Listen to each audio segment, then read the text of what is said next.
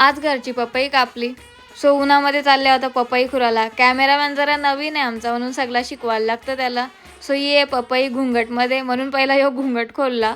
एकदम इझिली निघली कारण ती प्रॉपर पिकली होती. पपई खुराची एवढी खुशी काय झाली काय माहिती. आता मस्त या पपईला घेऊन निघालो घरात. चेक केला तर ती व्यवस्थित पिकली होती म्हणून लगेच कापायला पण घेतली. मला अशी ना प्रॉपर लाल पपई पडते आणि हे सगळ्यात बकवास काम वाटते मला हे बिया गाराचं नुसतं चिकट चिकट. आता इथे मी आईला चांगली खाप देत आहो आणि आई बघा काय बोलतं. नको तुटलेली दे. पप्पा इथे फ्रीज होऊन राहिले बघा कशी पोच देतात. सो आईच्या म्हणण्यानुसार आईला तुटलेली खाप दिली. त्याच्यानंतर मी खायला घेतला. इथे काहीतरी जोक झाला मी तुम्हाला सांगू नाही शकत जो. नंतर पपई खाल्ली मी. एवढी टेस्टी पपई ना मला फक्त आणि फक्त घरच्याच पपई पटतात. नाही हा पॉल्युशन नाही, मच्छरांशी सगळी वैतागल्या म्हणून संध्याकाळी सगळ्या पेटवले ना धूर केले. आजचा वेदर काय भारी होता ना, एकदम मस्त आसमान होता.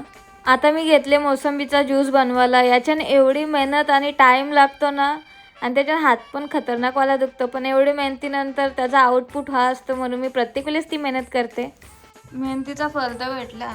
त्या फलाची घाण बघा. इंजिनियर साहेब साईडवर गेले तसं तिथनं येताना खावाला बी घेऊन आला. बाई मला संध्याकाळी जो खावाला घेऊन येतो ना बाई मी ऋणी होता त्या माणसाची. माझ्यासाठी त्याच्याशी मोठी गोष्ट काय नाही काय मला जाम पट्ट संध्याकाळचे असं बाहेरचा खावाला. तर भेटूयात पुन्हा एखाद्या नवीन अशाच व्लॉगमध्ये. Thanks for watching.